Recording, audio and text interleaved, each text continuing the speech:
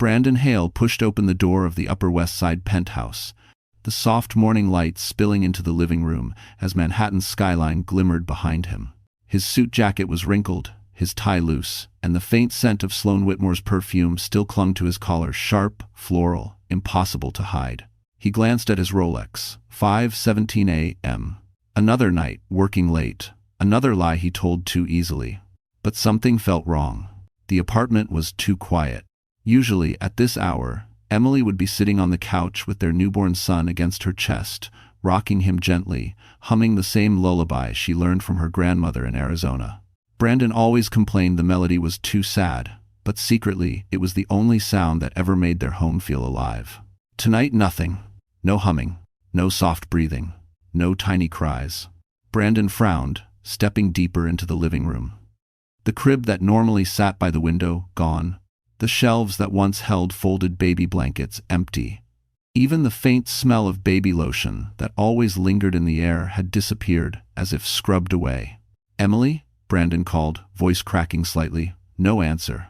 He moved toward the kitchen, irritation rising, rehearsing excuses for why he hadn't come home, preparing to blame Emily for being too sensitive, the same way he always did. But then he saw it. On the marble kitchen island lay a single USB drive beside his house keys. Beside it, a folded sheet of paper. His chest tightened. He opened the note with trembling fingers.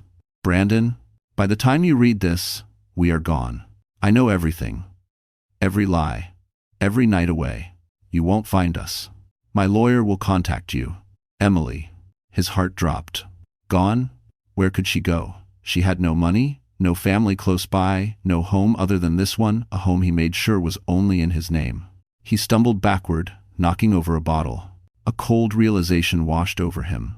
Emily hadn't left in desperation. She had left with a plan. And then from the corner of the room he noticed the security camera's tiny red light blinking. Slow, steady, recording. A sinking dread twisted in his gut as he whispered, "What did you do, Emily?" And then he saw what was on the USB. A year before Emily Carter vanished with her newborn, she arrived in New York City with a heart full of hope and a suitcase that still smelled like desert air from Arizona. She had married Brandon Hale only 3 months earlier, an ambitious, sharply dressed financial executive who seemed to know exactly where he was going in life. He held doors open, left flowers on her nightstand, and told her he admired her strength as an ER nurse. Back then, she believed him. Everyone did. Their new penthouse in the Upper West Side felt like a dream she hadn't earned. Floor-to-ceiling windows looked out over Central Park, sunlight spilling over polished oak floors. Brandon had walked her through each room like a proud real estate agent, saying, "This is our fresh start, Em."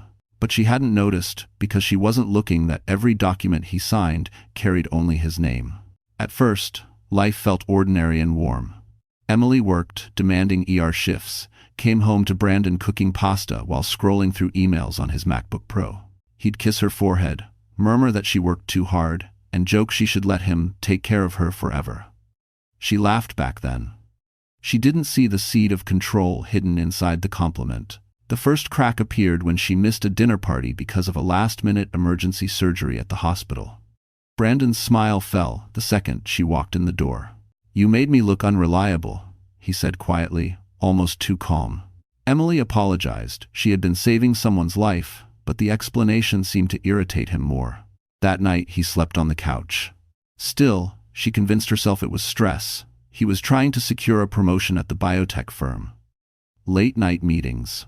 High-pressure presentations. Endless networking. She didn't want to be the reason he failed. Months later, when she found out she was pregnant, she ran to him with the test still in hand, laughing and crying. Brandon hugged her, but his smile didn't reach his eyes.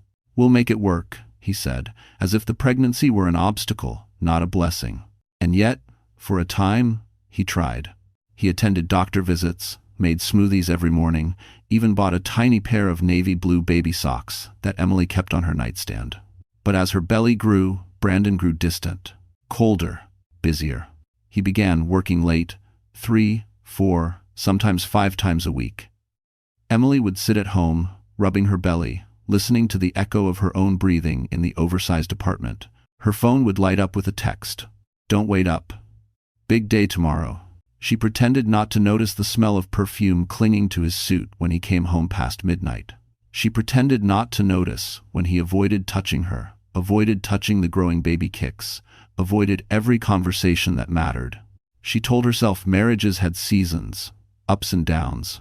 What she didn't know, what she couldn't know, was that Brandon's betrayal had already begun long before the baby arrived, and the woman responsible was about to step directly into Emily's life. The night Emily first saw Sloane Whitmore, New York City glittered with the kind of winter cold that made the sidewalks shimmer like broken glass. Brandon had insisted they attend a networking gala at the Langham on Fifth Avenue. "It's good for my career," he'd said, adjusting his cufflinks without looking at her.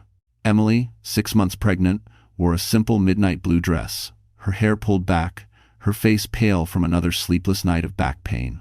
They arrived together, but the moment they stepped into the ballroom, Brandon drifted away, swallowed by a crowd of executives in tailored suits. Emily stood near a table of champagne flutes, fingers resting protectively on her belly. She didn't belong there. Everyone could see it, the exhausted wife of a rising star, dressed more simply than the woman at any table. Then she saw her.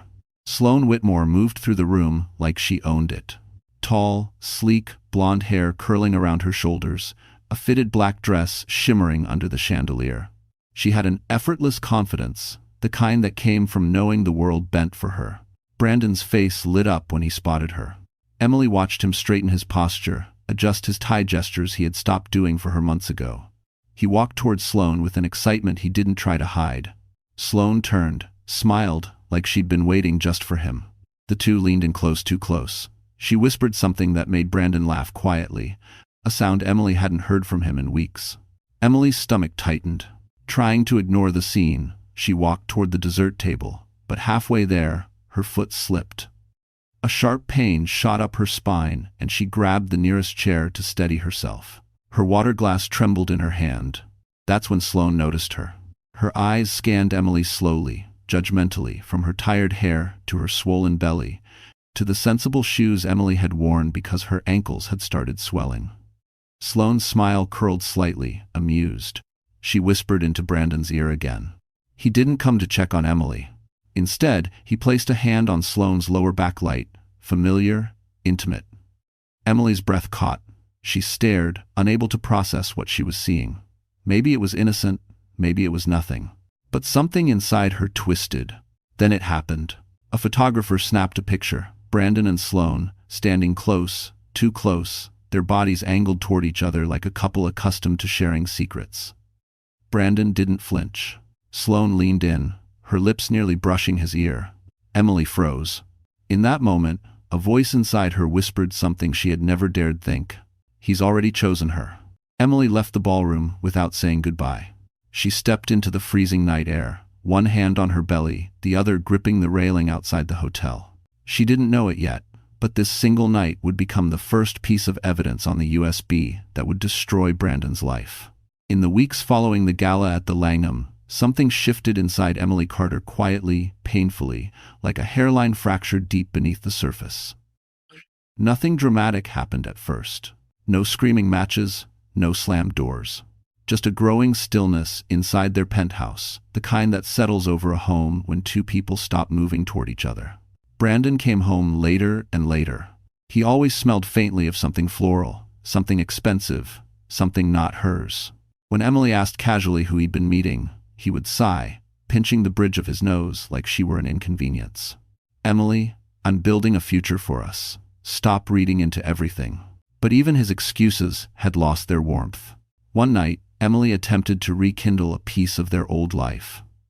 She made his favorite dinner, roasted chicken with thyme, garlic mashed potatoes, fresh bread still warm from the oven. It was the first time in weeks she'd cooked. Despite her swollen ankles and aching back, she set the table carefully, even lit candles, hoping the smell of home-cooked food would soften something in him. Brandon walked in at 10:47 p.m. He didn't look at the table. He didn't kiss her. He didn't ask about the baby kicking earlier that afternoon. He tossed his keys onto the counter, opened the fridge, and grabbed a bottle of sparkling water. "You cooked?" he asked, almost annoyed. Emily forced a small smile. "Yeah, I thought it might be nice too. I already ate," he cut in. Then, as if the universe wanted to confirm her fears, His phone buzzed, and his entire expression changed. His eyes softened, his lips twitched into a private smirk. He turned away slightly as he typed back a message with the kind of quick, eager energy Emily hadn't seen directed at her in months. She didn't have to ask who it was. She knew. Sloane Whitmore. That name had been echoing inside her mind ever since the gala. She had tried to convince herself that she was overthinking, that pregnancy hormones could twist reality. But the way Brandon's eyes lit up at that message, it shattered the last piece of denial she'd been clinging to. Later that night, Emily stood alone in the bathroom, staring at her reflection. Her face looked different, hollow, older, tired in a way makeup couldn't fix. She rested her hands on the edge of the sink, whispering to herself, "Please don't let this be real." But deep down, she already knew. Things got worse the next morning. Emily found a receipt in the laundry pocket of Brandon's suit, a dinner for two at an upscale restaurant overlooking the river, dated the same night he told her he was working late on budget revisions. The bill was nearly $480, and the signature at the bottom wasn't his usual rushed scribble. It was careful, deliberate, as if he'd wanted it remembered. A tremor went through Emily's hands. For the first time, she wasn't just hurt. She was afraid. Because now, the cracks in their marriage weren't merely emotional, they were leading somewhere. Somewhere dangerous. The night everything tipped over began quietly, with snow drifting against the windows of the penthouse and the distant hum of traffic from Columbus Avenue. Emily Carter sat on the couch, wrapped in a soft gray blanket, one hand resting on her swollen belly. She was 8 months pregnant now, and every movement felt heavier, slower, as if the weight of her child mirrored the weight settling on her heart. Brandon had promised he would be home early tonight. "It's our last quiet weekend before the baby comes," he had said that morning, kissing her cheek absent-mindedly before rushing out the door. Emily clung to that sentence all day. She wanted to believe him, needed to believe him. She had even baked the lemon cake he loved, despite the back pain. The apartment smelled sweet and warm for the first time in months. But at 6 p.m., her phone buzzed. A text from Brandon. "Running late. Don't wait up." Her chest tightened. She tried to steady her breathing, but disappointment wrapped around her like a cold blanket. She typed a response, then deleted it. Typed again, deleted. What was the point? He would say she was too emotional, too sensitive, overreacting. End quote. Still, she left the lights on, hoping he might change his mind.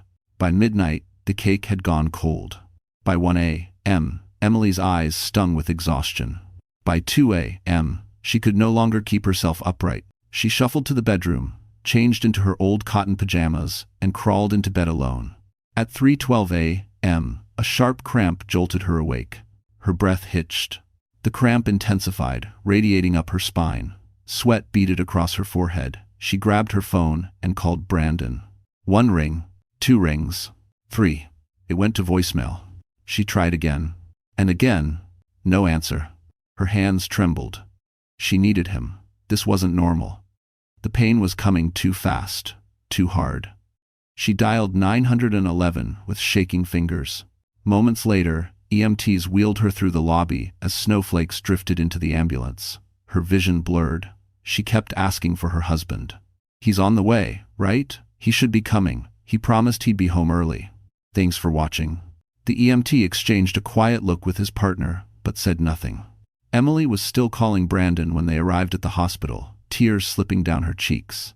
Born in the early hours of dawn, her son came into the world small and needing oxygen. Doctors worked around him quickly, gently, reassuringly. Emily kept whispering that his father was coming. But Brandon didn't show up until hours later, hair disheveled, tie missing, shirt wrinkled. He smelled faintly of perfume, the same one Emily had noticed weeks before. And the first words out of his mouth weren't, "Are you okay?" or, "How's the baby?" They were, "Why didn't you wait? You scared me, Emily. You always overreact." Something inside her broke. The first weeks after the premature birth felt like a fog Emily Carter couldn't escape. Every sound in the neonatal unit echoed inside her machines, beeping, nurses whispering, the soft hiss of oxygen flowing into her newborn son's tiny lungs. She sat beside the incubator for hours each day, her hand pressed gently against the glass, whispering promises she hoped she could keep. Brandon rarely visited. He always had a reason, A presentation, a late meeting, a client dinner that absolutely couldn't be moved. When he did appear, it was only for a few minutes, standing stiffly at the foot of the crib, scrolling his phone while Emily rocked their fragile son in her arms. He'd kiss the top of her head distractedly and murmur, "You've got this," before disappearing again. It wasn't comfort. It was dismissal. Some nights, Emily stayed at the hospital so long she forgot what time it was. The nurses, kind, protective, brought her warm tea, blankets, gentle reminders to rest. They noticed things she tried to hide. "You're not alone, honey," one of them said softly. "You don't have to carry all of this by yourself." But she did. Brandon wasn't carrying anything. When the baby was finally strong enough to go home, Emily thought things might get better.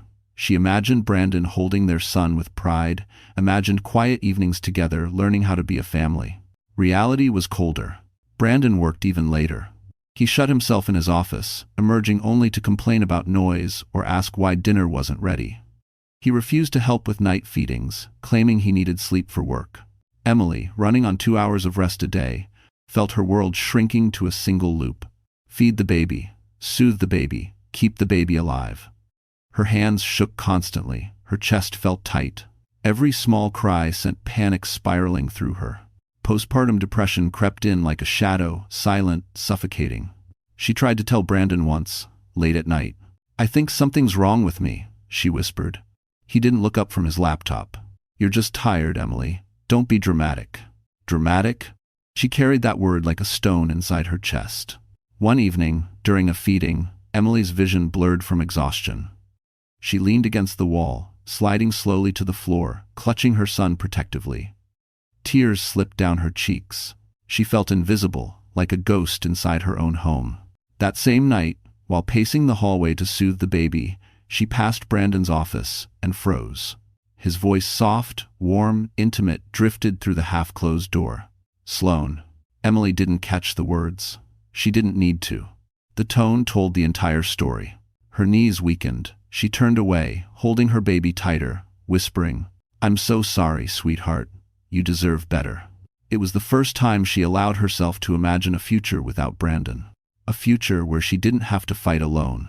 And somewhere deep inside, the idea of leaving began to take root.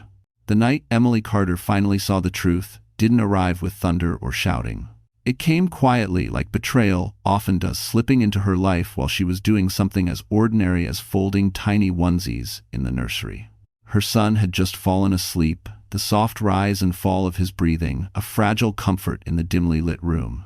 Emily tiptoed out, feeling a rare sense of calm. She hadn't slept more than 3 hours straight in weeks, but there was something grounding about holding her baby, feeling his small fingers curl around hers. She walked into the living room to grab her phone from the couch. That's when she saw it. Brandon's laptop was open. He never left it open. He guarded that thing like it contained nuclear codes. The screen was still glowing, the cursor blinking on a message thread. Maybe he'd stepped into the shower. Maybe he'd gone to take a call. Emily hesitated. She wasn't the kind of woman who snooped, but the air felt different. Heavy. Waiting. Her fingers trembled as she stepped closer. A single notification flashed at the top corner of the screen. New message from Sloan Whitmore. Emily froze. Her heartbeat thudded painfully against her ribs as she touched the trackpad. The message thread expanded. At first, she didn't understand what she was looking at, then the meaning hit her like a punch to the chest. There were pictures.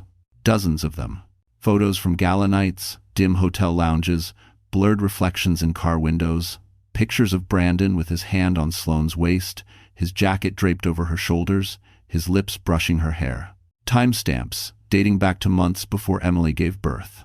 Even one from the night Emily had gone into labor alone. Her stomach twisted violently. But that wasn't the worst part. Further down the thread, she found documents.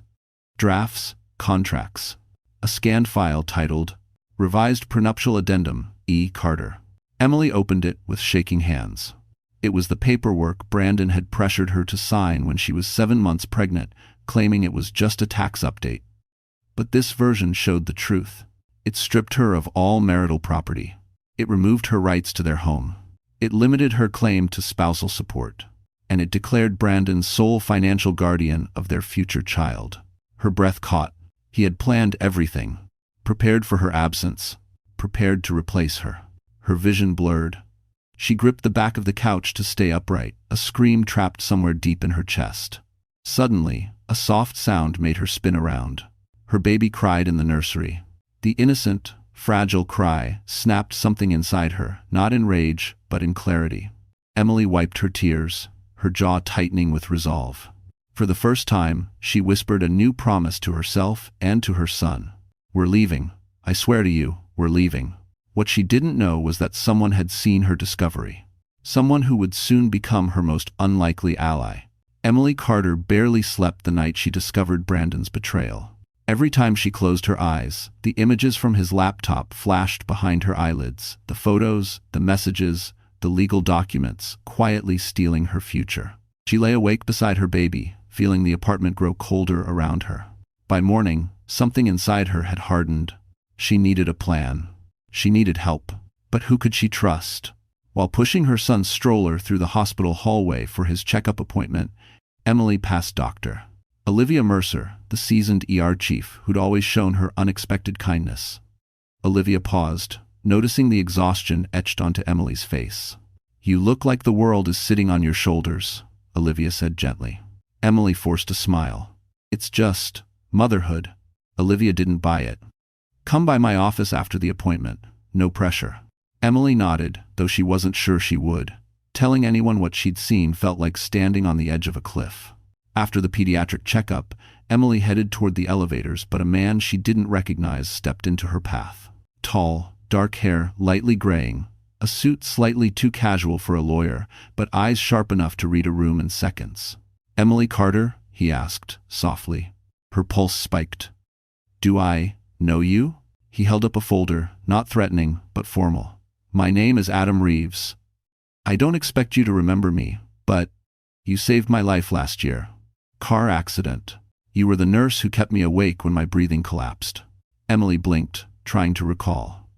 A blurry memory surfaced: blood, shattered glass, a frantic night in the ER. She remembered pressing her hand against a stranger's chest, begging him to stay alive. "You told me to fight," Adam said. "So I did." Her throat tightened. "I'm glad you're okay, but why are you?" Adam lowered his voice. "I saw your husband 2 days after my discharge. He was arguing with a woman in the lobby. Blonde, expensive coat.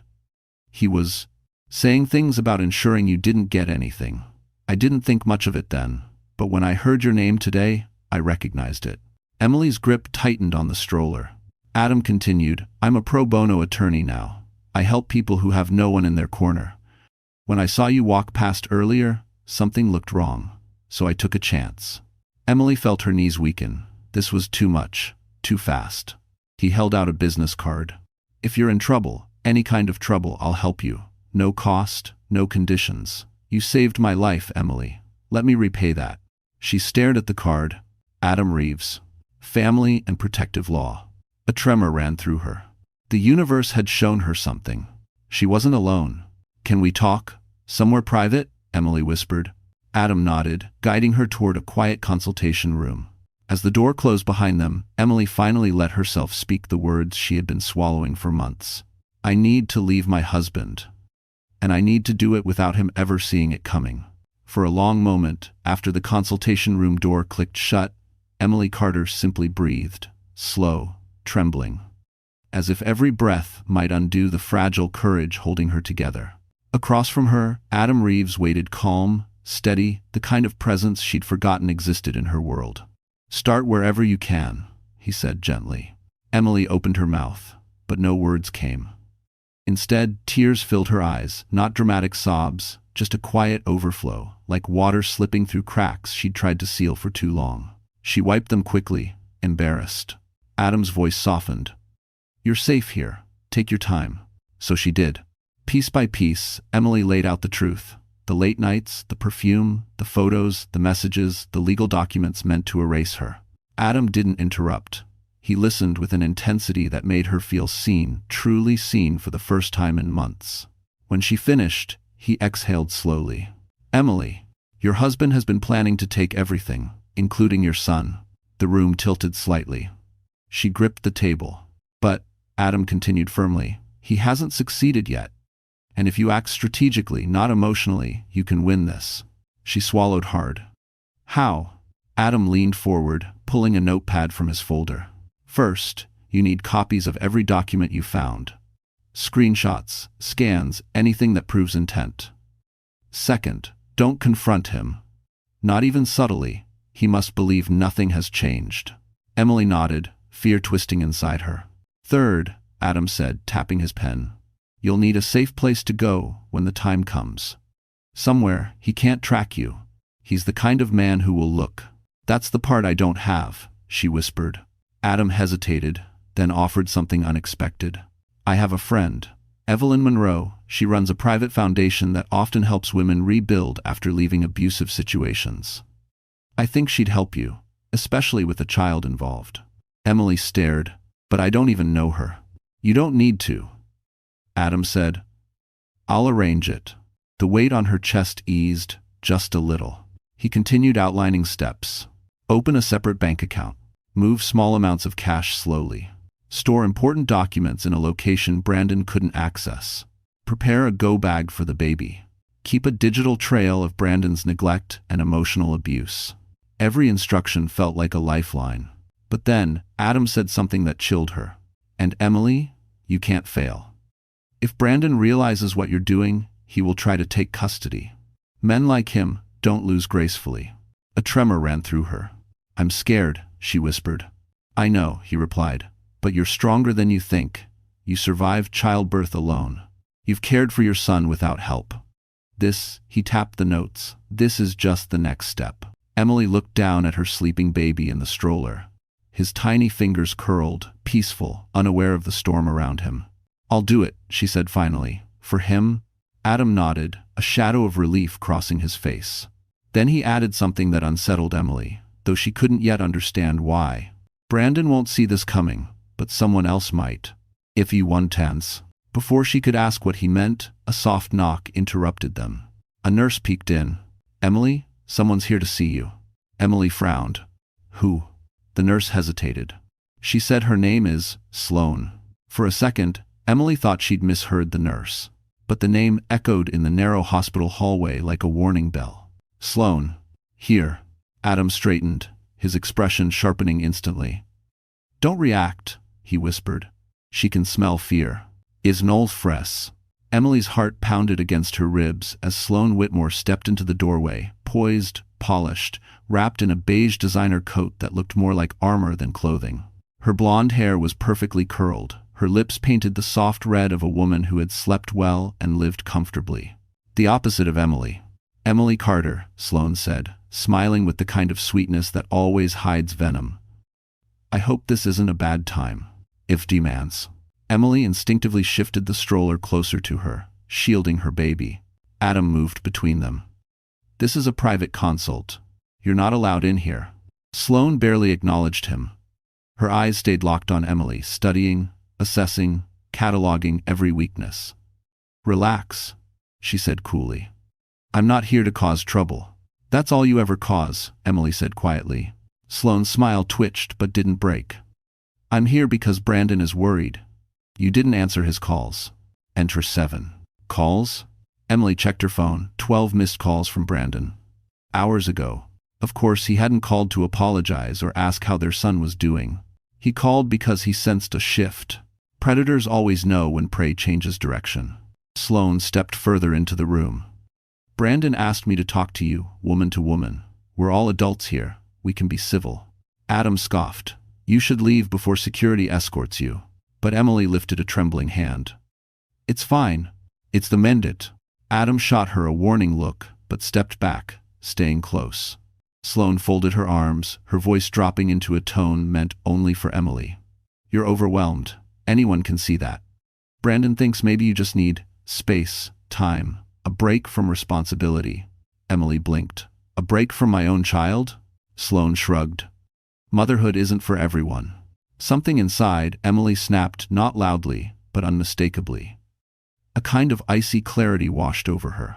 She had spent months believing she was weak, fragile, losing her grip. But now, watching Sloane deliver rehearsed lines Brandon had probably fed her, Emily felt something else entirely. Anger. Strength. Focus. What exactly is Brandon planning? Emily asked. Sloane hesitated, just a flicker, but Emily saw it. Brandon wants what's best for the baby, she said carefully. He's concerned about your stability. Komskrafter D, Brandon Sauls, and Undater. Brandon Sauls, Dairy 200, Brandon Sauls, Dairy 2, Dayhenden, Dairy 2 Sauls, Dairy 22, Dairy 200, and Esavote. The words sliced through Emily like glass. Adam stepped in sharply. We're done here. Sloane turned to leave, but before she crossed the threshold, she glanced back, her voice soft but cutting. You should think about what's best for your son. Brandon is capable. He doesn't like to lose. Then she walked out. When the door closed, Emily exhaled shakily, gripping the stroller until her knuckles turned white. This changes everything, Adam said quietly. Emily nodded. Because Sloane didn't come to intimidate her. She came because Brandon already suspected Emily was planning to run. And now Emily knew one terrifying truth. If she didn't leave soon, she might lose her baby forever. The moment Sloane's heels clicked away down the hallway, Adam closed the door and turned to Emily with urgency carved across his features. You can't wait any longer, he said. Brandon sent her to test you. If she reports back that you're scared or rattled, he'll move faster. Thanks for watching. Emily's fingers tightened around the stroller handle. The baby stirred softly, unaware of the storm tightening around them. So what do I do? She whispered. Adam grabbed his notepad again, but this time his voice dropped into something sharper, strategic, calculating. We build your escape, but we do it in pieces so small, Brandon won't feel them happening. He drew 3 circles on the page. Circle 1. Documentation. Circle 2. Resources. Circle 3. Disappearance. Emily stared at the circles as if they were magic runes, small shapes holding her future. First, Adam said, tapping Circle 1, you'll continue gathering evidence. Everything he's done: neglect, infidelity, coercion, screenshots, photos, receipts, recordings, if you can get them safely. Emily nodded. I already have some, but not enough. Good. Build a file so thorough no judge could ignore it. He moved to Circle 2. Next, resources. Money, support, shelter. Devna. I don't have any, she admitted, shame washing over her. You will, Adam said. I'll connect you with Evelyn Monroe. She has private shelters, secure apartments, and relocation networks. Everything for women escaping dangerous marriages. Dangerous? Emily whispered. Adam met her gaze.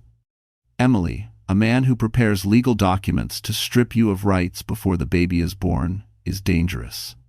A man who sends his mistress to intimidate you is dangerous. You need to name the threat to survive it. A cold chill spread across her skin. And the last circle? She asked. Adam hesitated. Your disappearance. The moment you leave this apartment, you need to vanish cleanly. No social media, no forwarding addresses, no loose ends he can track. Emily swallowed hard. I'll have to do it when he's gone. Yes, Adam said. And he always leaves between 7 and 7:20 a.m. on weekdays. You'll have a 13-minute window before the doorman shift changes. The precision of the plan frightened her and grounded her. But Emily, Adam continued gently, before any of that, you need emotional support. Someone who understands the kind of man Brandon is. Someone who's been where you are. Emily frowned. Who? He closed the notepad and leaned back. Dr. Olivia Mercer. The name softened something inside her, like a light flickering in the dark. She's noticed, Adam said. She sees the signs, and she cares. More than you realize. Emily's throat tightened. If I tell her everything, there's no going back. Exactly, Adam replied. You'll stop surviving alone. Emily looked at her tiny son, his face relaxed, peaceful. She bent down and kissed his forehead. Then she straightened, eyes clearer than they had been in months. Set up the meeting with Evelyn, she said, and I'll talk to Olivia tonight. Adam nodded, relief mixing with admiration. Then your escape begins now. Emily waited outside Dr. Olivia Mercer's office, long after the halls of the hospital had emptied, the fluorescent lights humming softly above her. Her baby slept in the stroller beside her, his tiny breaths steady and warm. Emily touched his blanket as if grounding herself. Tonight mattered. Tonight would decide whether she sank further or climbed out. Come in, Olivia's voice called through the door. Emily stepped inside. Olivia sat behind her desk, still wearing her scrubs, hair pulled into a loose bun, glasses perched on the edge of her nose. Her expression softened as soon as she saw Emily. "You look like you haven't slept in weeks," Olivia said gently. "Sit, tell me what's going on." Emily sat. Her hands trembled. Her voice didn't come at first. She looked down at her son, then back at the woman who had mentored her through some of the hardest nights of her life. "Something's wrong," Emily whispered. Olivia nodded, not filling the silence with assumptions. "Start slowly." And Emily did. She told her about Brandon's late nights, about the birth he nearly missed, about the texts, the perfume, the coldness, about the legal document she'd been tricked into signing, about Sloane showing up at the hospital like a warning from the future. Every word was shaky, but once she started, she couldn't stop. Months of fear poured out of her like a dam bursting. When she finished, Olivia leaned back, exhaling deeply. "Emily, I know this story," she said softly. "Too well." Emily frowned. "What do you mean?" Olivia removed her glasses, revealing tired eyes. "Years ago, I was married to a man like Brandon. Charming, successful, calculating. He convinced the court I was unstable, took my daughter from me, and used the system to keep her. I've spent 20 years rebuilding my life from the ruins he left." Emily's breath caught. She had never known. Olivia continued, voice low and steady. "Women like us don't just get hurt, we get erased. Unless we fight back before the trap closes." Emily felt the weight of those words settle into her bones. "Adam Reeves told me you might understand," Emily whispered. A hint of a smile touched Olivia's lips. "Adam is good. He saved several women from situations like yours, and he's right, you need help from people who've survived the same war." Emily's eyes filled. "I'm scared." "It's Mancher." "Good," Olivia said softly. "Fear keeps you alert, but don't let it paralyze you. Let it guide you." She stood, walked to a cabinet, and pulled out a folder. Inside were forms, checklists, hotline numbers, shelter locations, encryption tools, and a step-by-step relocation guide. "I made this years ago," Olivia explained. "I never thought I'd give it to someone I care about this much." Emily swallowed. "So you think I should leave?" I think," Olivia said, placing a hand over Emily's, "that if you stay, Brandon will take your child, and he will break you to do it." Silence fell. Then Olivia added, her voice trembling with old wounds, "Don't let him do to you what was done to me." Emily closed her eyes. When she opened them, something had changed. Resolve. "Then help me leave," she said. Olivia nodded once. "I already am." "I thank you." Emily Carter had never realized how loud a zipper could sound until she tried to close one in the middle of the night, praying it wouldn't echo through the penthouse walls. Her baby slept in the bassinet beside her, tiny chest rising and falling, unaware that his life was being quietly packed into bags meant for escape. Olivia's folder lay open on the bed, highlighted checklists, relocation steps, emergency contacts. Emily reread them over and over, steadying her shaking hands. Step 1. Gather essentials. Step 2. Remove sentimental items discreetly. Step 3. Hide documents outside the home. Step 4. Leave no visible gaps. Simple on paper, terrifying in practice. She started with the baby's clothes, rolling each onesie tightly and tucking them behind her winter sweaters in the suitcase. She removed only a few at a time, never enough for Brandon to notice. Diapers she hid in her work tote.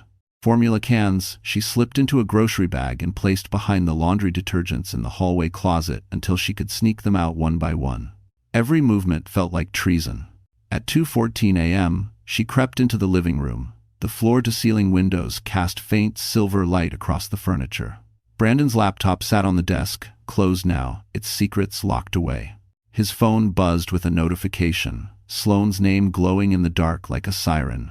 Emily tightened her jaw. She went to the kitchen and retrieved documents she'd hidden earlier. Insurance forms, hospital discharge papers, birth certificate copies. She had photographed every page and uploaded them to the encrypted drive Adam helped her set up. The originals she sealed in a manila envelope and slid into the stroller's undercarriage. Her heart raced.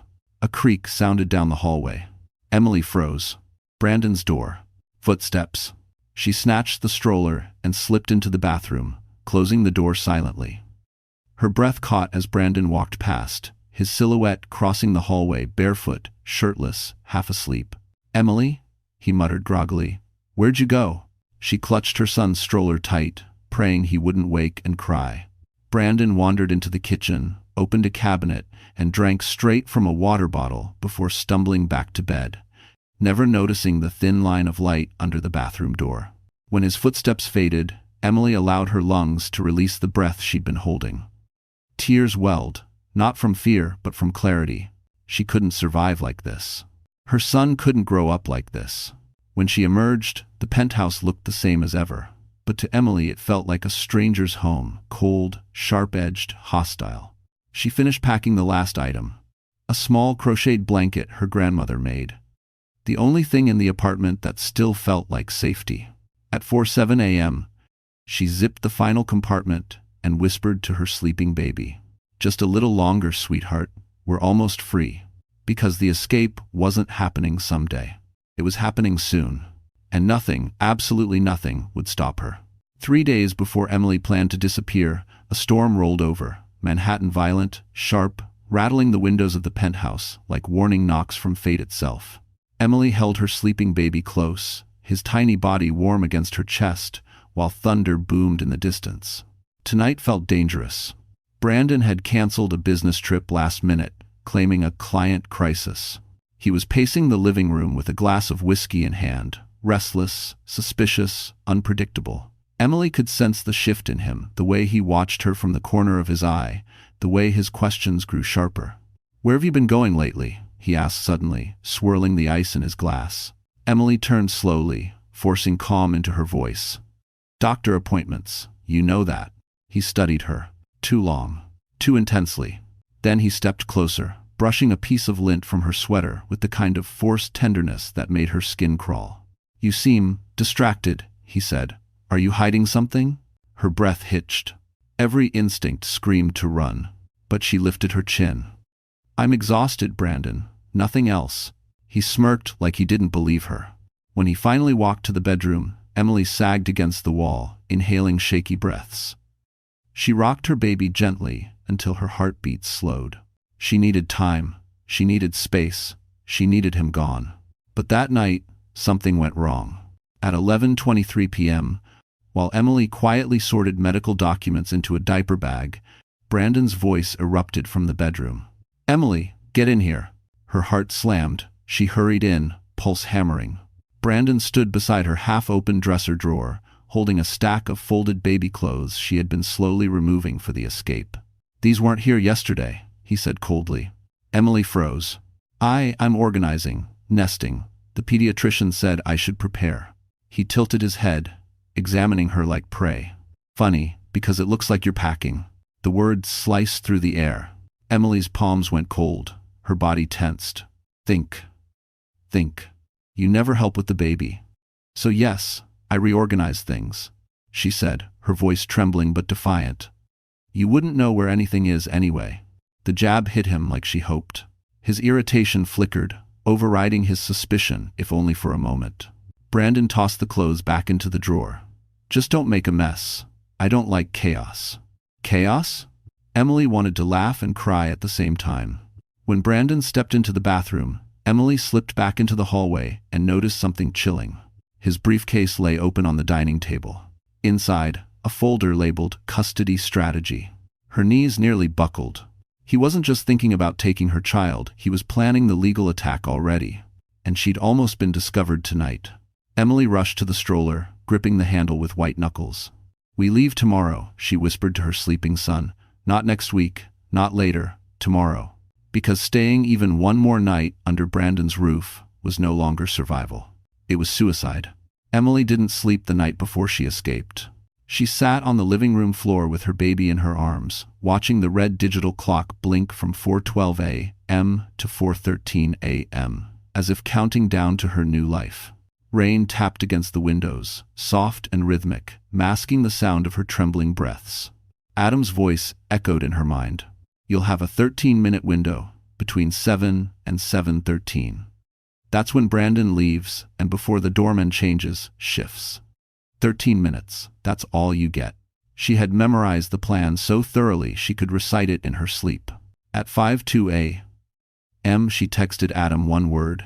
"Ready." He replied instantly, "Stay invisible. Call only if something goes wrong. Evelyn's driver will wait 1 block east. Black SUV, windows tinted." Emily kissed her son's forehead.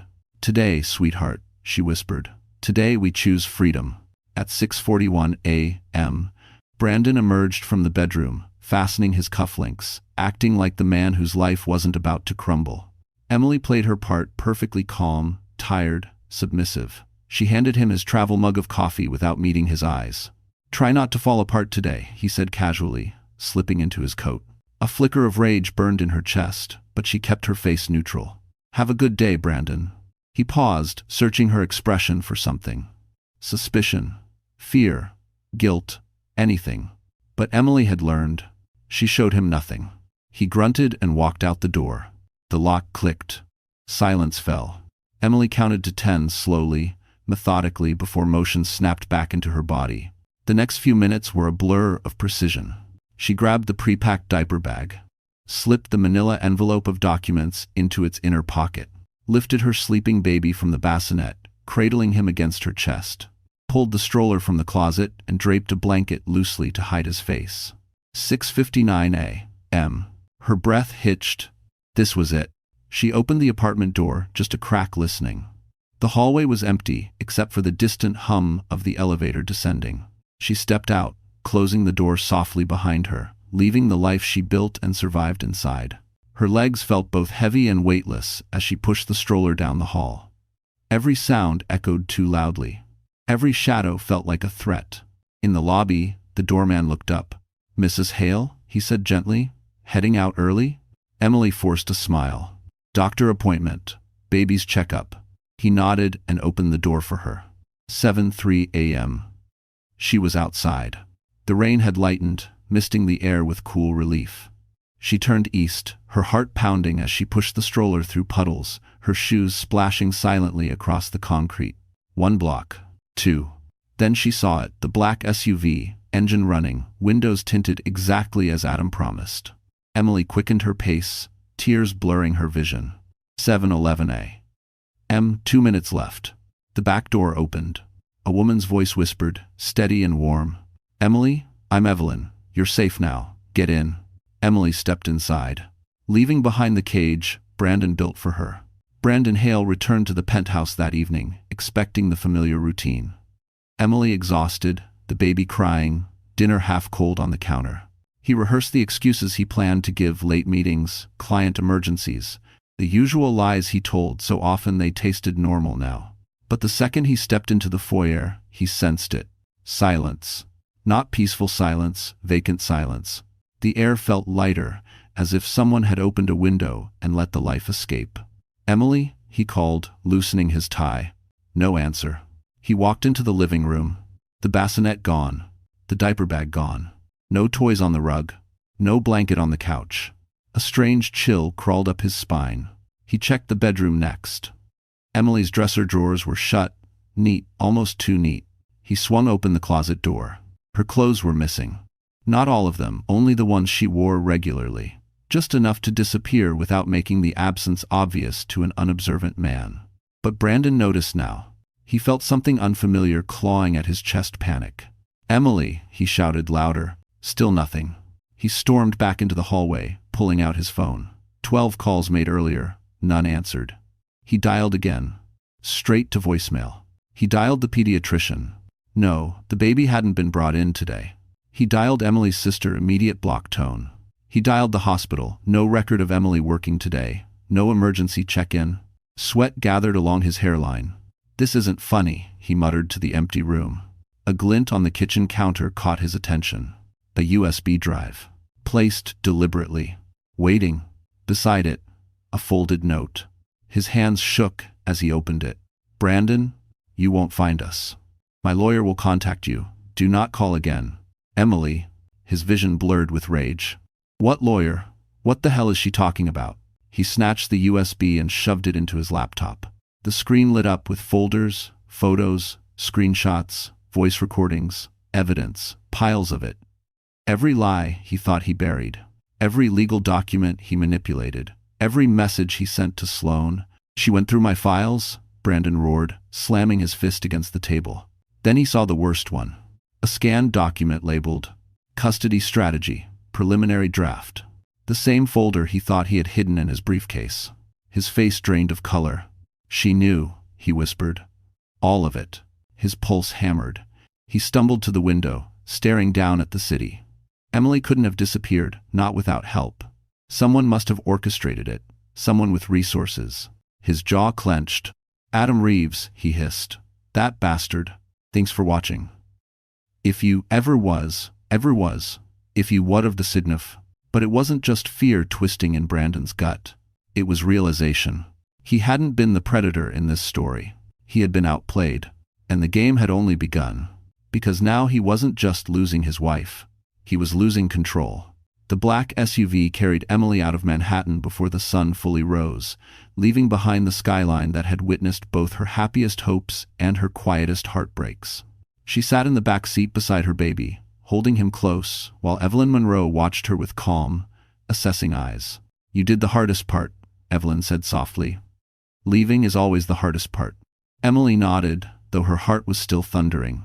She kept expecting the SUV door to be ripped open, for Brandon's voice to explode in fury, for everything to collapse. But the city grew smaller in the rearview mirror, and the world ahead widened. Hours later, they reached a safe house tucked into the green, rainy outskirts of a small town in Oregon. The house was modest, warm, and smelled faintly of cedar. Emily stepped inside and felt something she hadn't felt in a long time. Breathing room. The first night there, she barely slept.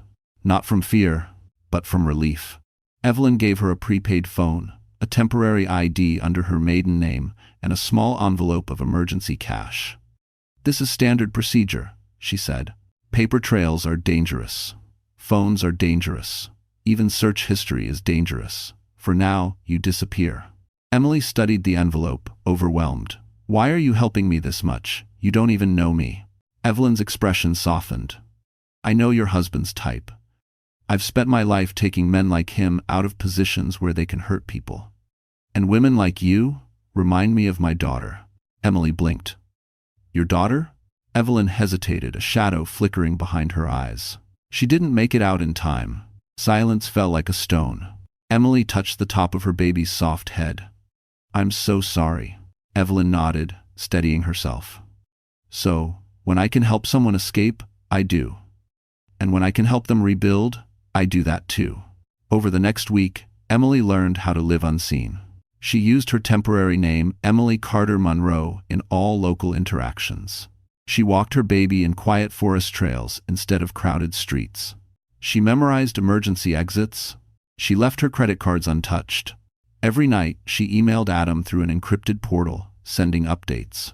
In return, Adam sent progress reports. A temporary restraining order was filed. A custody petition was in motion. Evidence was secure. Brandon was already spiraling. Emily read every message twice. One afternoon, while rocking her baby by the window, Emily whispered, "We're safe now, sweetheart." But as the words left her lips, she realized something. Safety wasn't the end of the story. Safety was only the beginning.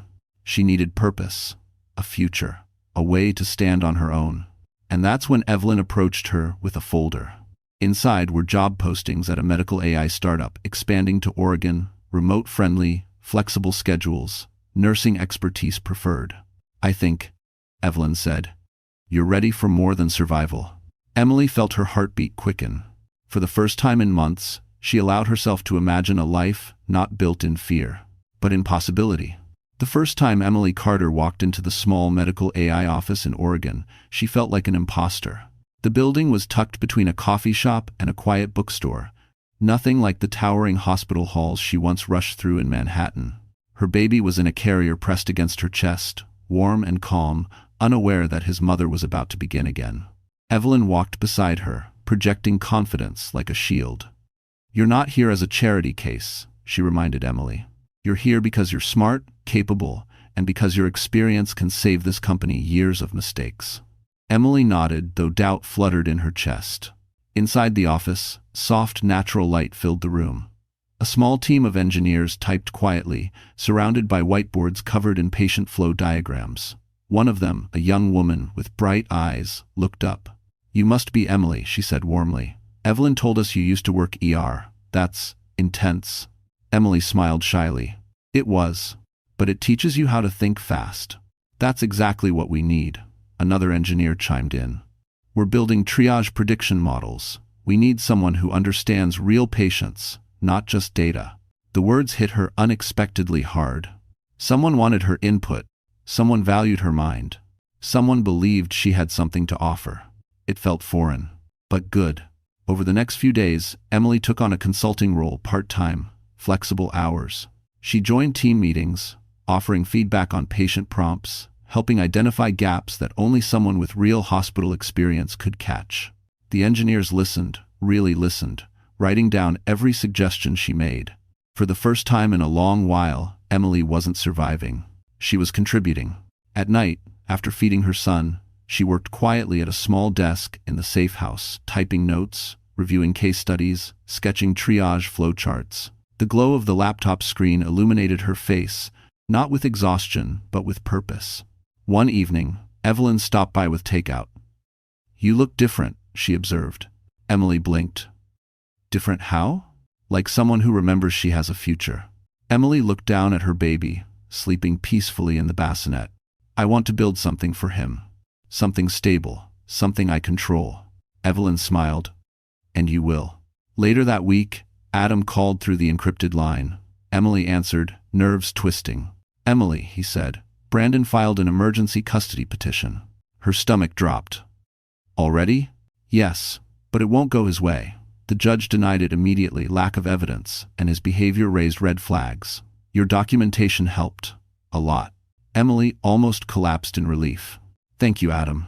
"There's more," he added. "He's panicking. He's hired private investigators. But don't worry, they're nowhere near you." Emily's pulse steadied. She wasn't powerless. She wasn't cornered. She wasn't alone. After the call, she stepped outside into the cool Oregon evening. Pine trees whispered overhead. The world felt bigger than the pain she fled. She held her baby close and whispered, "We're going to be okay, I promise." For the first time, the words felt true. 3 years passed, like a quiet transformation Emily Carter never could have imagined back in Manhattan. Oregon's misty mornings became her new rhythm. The medical AI startup became her second home. With Evelyn's mentorship and the team's support, Emily rose from consultant to project lead, then to director of clinical integration, a role she shaped with her own hands. And her son, now a bright, curious toddler with gentle eyes, grew up surrounded by warmth instead of fear. Emily had built a new life. A life without Brandon. A life she controlled. But the world had a way of circling back. In early spring, Evelyn approached her with a calm smile that meant something big was coming. "You're ready," she said, placing a conference badge on the table. "We're sending you to represent the company at the National Healthcare Innovation Summit." Emily picked up the badge, reading the location printed boldly across the top. The Plaza Hotel, New York City. Her breath caught. Returning to Manhattan wasn't just a trip, it was a test. A confrontation. A chance to stand on ground where she had once fled for her life. Evelyn squeezed her shoulder. "Your past no longer owns you. Go show the world who you've become." 2 weeks later, Emily stepped out of a black car in front of the plaza. The same iconic white facade, the same spinning doors. But this time, she walked in not as a trembling wife, but as a leader with a purpose. Inside, the ballroom glittered with chandeliers and polished marble. Doctors, investors, CEOs, hundreds of them. Yet conversations paused for a moment as Emily passed. There was something commanding about her presence now. Her tailored suit, her steady posture, the quiet confidence shaped not from privilege but from survival. While pinning her badge to her lapel, Emily caught her reflection in a gilded mirror. She barely recognized the woman staring back, and neither would Brandon. Adam had warned her he might be here, his company was on the sponsor list, but she didn't flinch. She wasn't hiding anymore. During her keynote session, Emily spoke about predictive triage and the future of patient-centered AI. Her voice was steady, her explanations clear. The audience was transfixed. They weren't seeing a former ER nurse who once cried in hospital bathrooms. They were seeing a visionary. After the applause faded, a familiar voice cut through the crowd. "Emily." She froze. Brandon Hale stood a few feet away, thinner, darker circles under his eyes, suit slightly wrinkled. His confidence was gone, replaced by something like disbelief. "It's really you," he breathed. "You look different." Emily turned fully, her expression neutral, powerful. "I am different." He swallowed hard. "I've been looking for you for years. Emily, please, we need to talk." She paused, letting silence stretch, letting consequence settle on him like weight. Then she said quietly, "The only conversation we'll have is in court." Brandon's face paled. Because for the first time, Emily wasn't the one afraid. The courtroom was bright, too bright, almost blinding. Sunlight streamed through tall windows, illuminating every polished surface, every murmured breath, every trembling truth that could no longer be hidden. Emily Carter sat beside Adam Reeves, her back straight, her eyes calm. She wore a soft charcoal suit, hair pinned neatly, hands resting gently on her lap. This was not the woman Brandon Hale once tried to break. This was the woman he created by underestimating her. Brandon entered with a swagger he couldn't quite maintain. His jaw was tight, his suit slightly rumpled, his eyes flickering between fear and outrage. He expected Emily to look fragile, thin, overwhelmed, unstable. Instead, she radiated control. It unsettled him so deeply that his steps faltered. The judge called the session to order.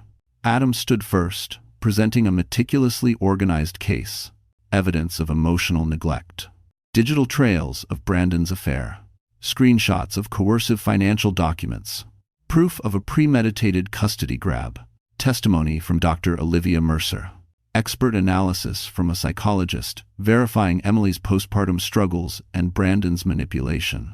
Each piece hit like a hammer. Brandon's attorney objected again and again, but the judge overruled almost every attempt. Facts were hard to argue with, especially when the USB Emily left behind was full of Brandon's own incriminating words. When it was Brandon's turn to speak, he tried to regain control. "She left without warning," he said through clenched teeth. "She kidnapped my son." But the judge's gaze sharpened. "Mr. Hale, the evidence clearly shows you created an unsafe environment, Mrs. Carter's decision to leave was protective, not malicious." Brandon's face reddened. He glanced at Emily, desperate, imploring, furious. "You ruined my life," he hissed under his breath. Emily didn't react. She didn't need to. His ruin was self-made.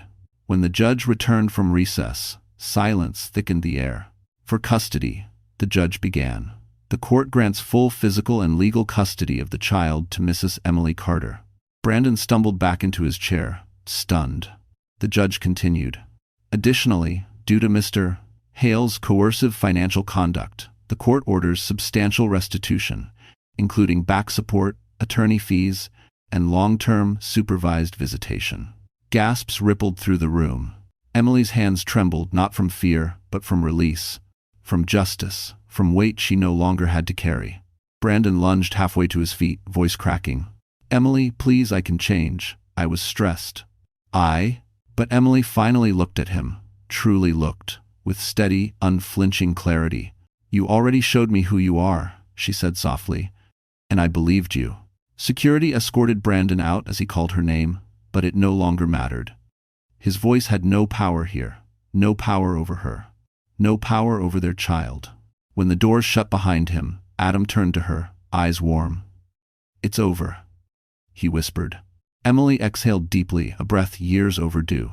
Outside, sunlight washed over her as she lifted her son into her arms. Evelyn waited by the steps, smiling proudly. For the first time, the future didn't feel like something she had to escape to. It felt like something she had earned. Emily looked ahead, heart steady, voice full. "We're free now," she whispered to her son, "and we're not looking back. All right, my wonderful friends. So the story has finally come to an end. And if you are still here, still listening, still feeling every moment with us, then something in this journey must have touched your heart in a way only real life can." Emily's story carries a truth many of us forget. Strength isn't loud, survival isn't glamorous, and healing isn't instant. But like the Stoic Marcus Aurelius once wrote, The impediment to action becomes the action. The things meant to break us often become the very things that build us. We watched a woman walk through betrayal, fear, loneliness, and start again from nothing. And that's the lesson we can take into our own lives.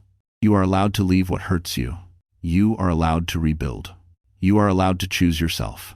Even when the world tells you you're too weak, too tired, too late, remember, Emily, and remember this principle from Epictetus. No great thing is created suddenly. Healing takes time, courage grows slowly, but it grows. So if you're still here, maybe part of you is ready to rise too. And hey, if this story moved you even a little, give it a like, share it with someone who might need the reminder, and don't forget to subscribe to our channel. We've got more stories, more lessons, and more healing waiting for you. You're not alone, and your new beginning can start anytime you choose.